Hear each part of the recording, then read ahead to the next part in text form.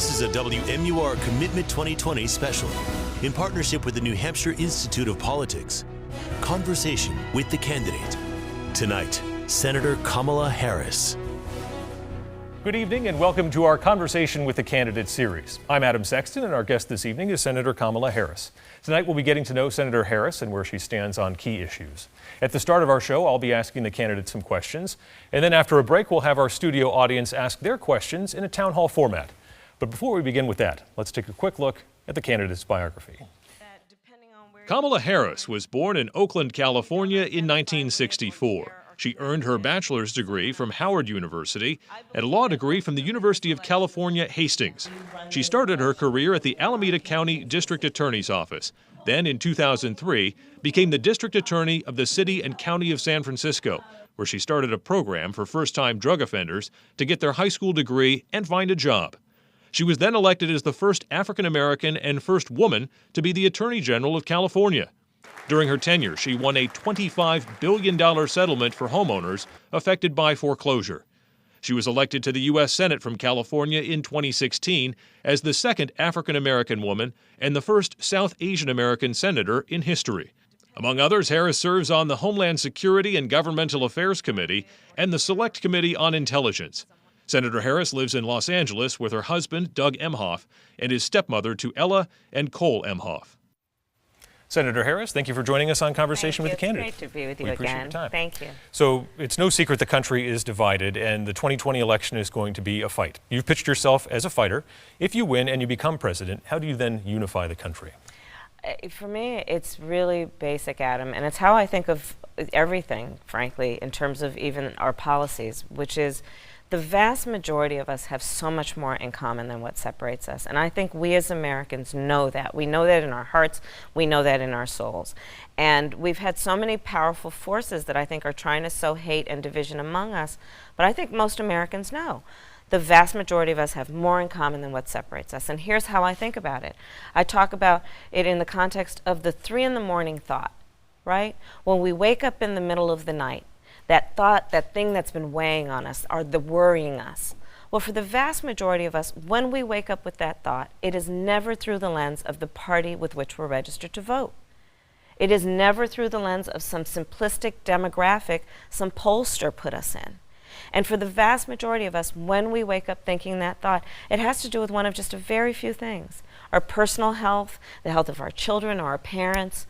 For so many people, can I get a job, keep a job, pay the bills by the end of the month, retire with dignity? For our students here in New Hampshire and around the country, can I pay off those student loans?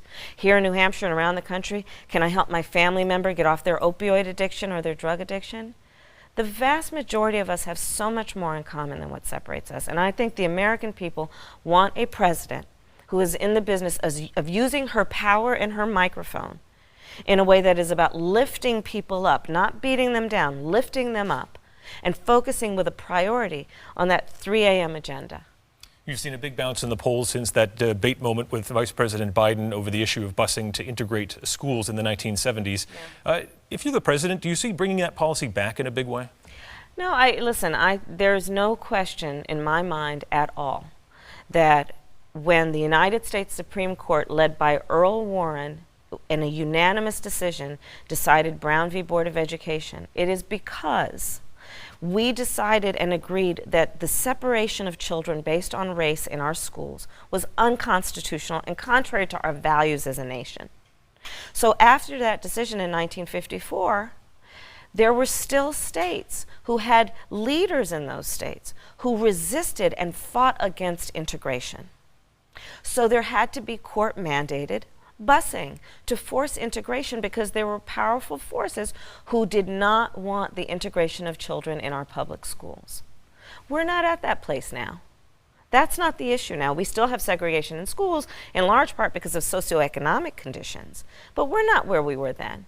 And so I think that we have got to, there's no question as it relates to the segregation that we now see. We need to look at what we're doing in terms of, are all families able to live in, and afford in terms of housing and access to mortgages and to loans. We need to look at tracking, certainly, the issues of the disparities between children in certain school districts. But no, this is not where we are. And we cannot forget the history, though. And that was the point I was making in the debate.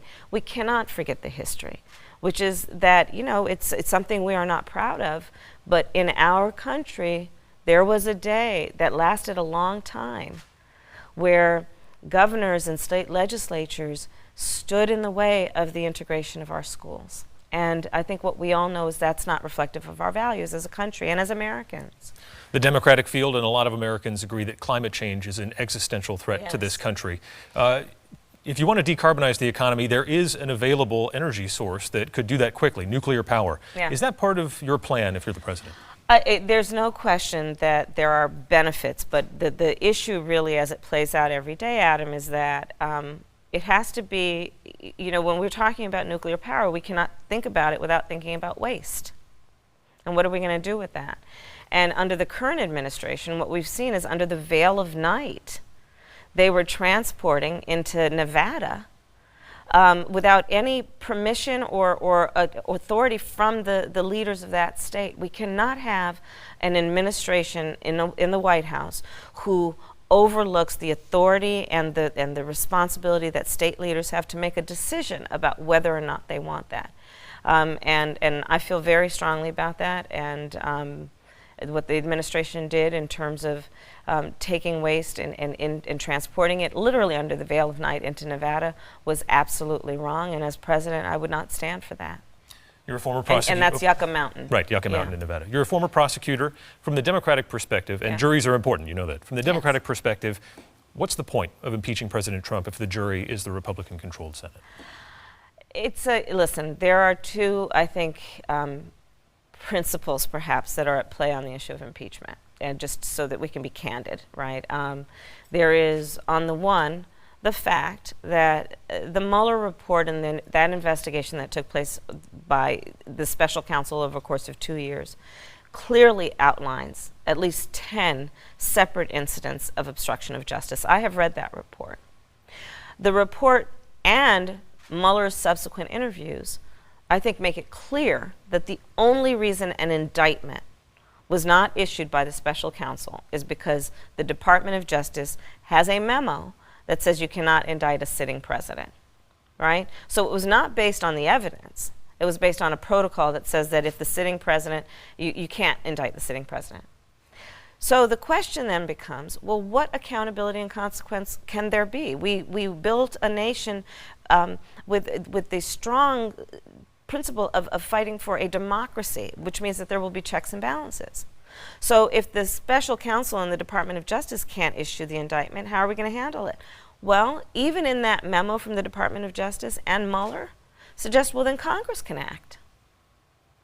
So that means Congress should look into it, and there is a check and balance in our system where Congress can act to make sure that there's accountability and consequence if there has been illegal or bad conduct or abusive conduct. So for that reason, I am supportive of the process beginning, because I do believe that we should always fight that the checks and balances in our government and in our democracy, that they work and that they're active. Second point, to the point of your question. And then what? Will the United States Senate, which will be the jury on that case, return a verdict of guilty, to use your language? Probably not in its current composition, because the United States Senate, under the current leadership and as it has been functioning, has not held this president accountable for most of his abuses. And so I think from a political perspective, if we are being completely candid about the strategic nature of what we're talking about, unlikely to happen, and some argue, I think, with good reason. So why are you going to do it if you don't win? But the other side of the argument is because we have to fight for the integrity of our democracy, which says that we have checks and balances, and that's how our democracy works. Senator Harris, thank you for answering these questions. Thank you. Next up is the town hall. Thank you, Adam. After the break, Thank we'll you. bring our studio audience into this conversation. Stay with us. Thank you.